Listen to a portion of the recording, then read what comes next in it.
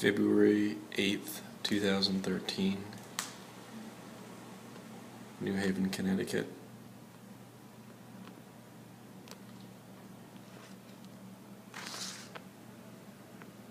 My car is somewhere down there.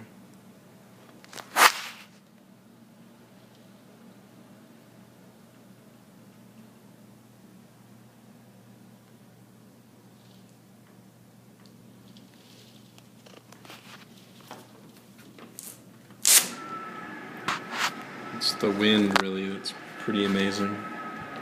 And you can see all the ebbs and flows of the wind because there's snow everywhere. It's really hard to see when you walk outside because the snow hurts the face.